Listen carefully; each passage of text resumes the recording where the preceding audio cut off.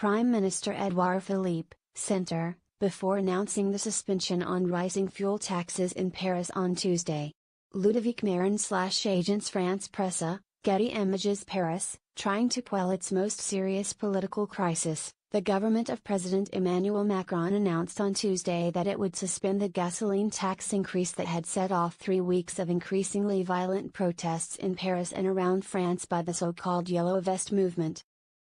The step was an extraordinary concession by a president who has been criticized as remote and unempathetic, and who has refused to bend to previous protests and plummeting poll numbers as he pushes through changes that he insists are necessary to make France's economy more competitive. Whether it was enough to appease the Yellow Vests' varied complaints about the declining living standards of the French working class was far from clear.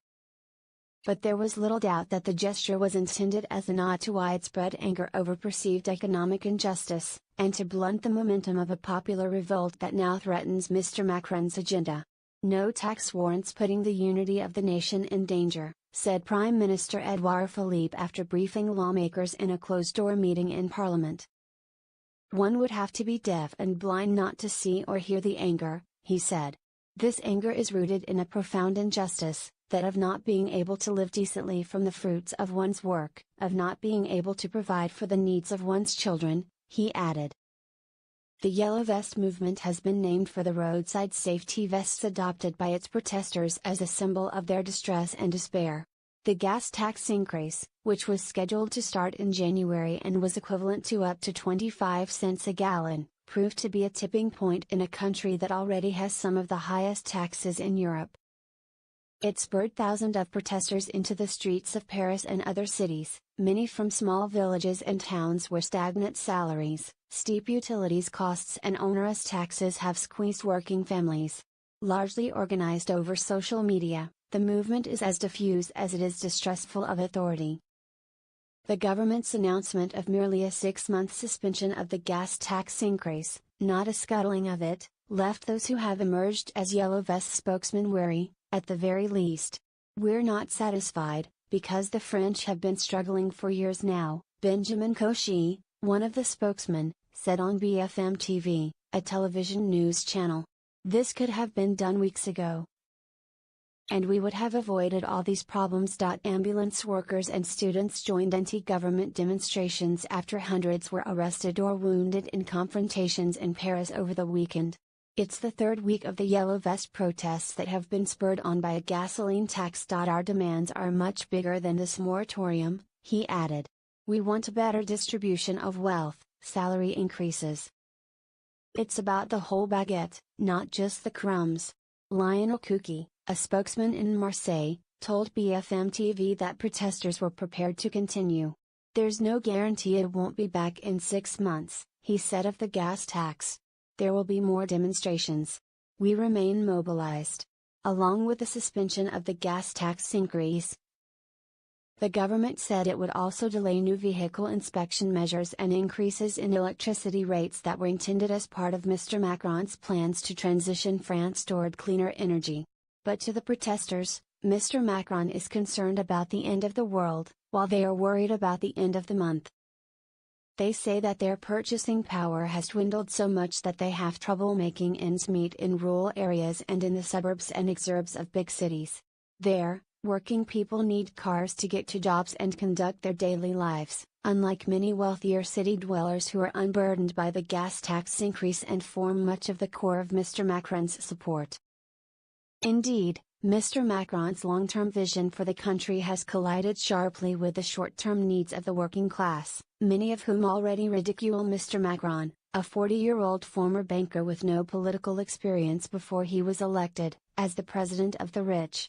The movement quickly latched onto much wider and deeper discontent with Mr. Macron's fiscal policies, notably his almost immediate reduction of tax on the wealthy, which to many set the tone for Mr. Macron's priorities, especially as he then proceeded to raise taxes on many people's pensions and on gasoline and diesel fuel. The third weekend of demonstrations on Saturday turned violent around the country and especially in Paris, where protesters fought running battles with riot police officers, set cars on fire, shattered store windows and attacked banks. The protests, responsible for millions of dollars in property damage and lost tourism revenue, have highlighted a deep socio-economic split in the country. On one hand, there are a few prosperous cities, where many residents strongly supported Mr. Macron in the 2017 election. On the other, there are the struggling rural areas and small towns of the post-industrial era that either voted for candidates on the extremes or did not vote at all. It is that second France that has come into the streets against Mr. Macron in recent weeks, furious over his perceived tilt toward the wealthy and demanding his resignation. The French president has until now tried to sail above the discontent, deploying lofty abstractions and determined to discourage the French from using cars. Burn cars in Paris on Sunday.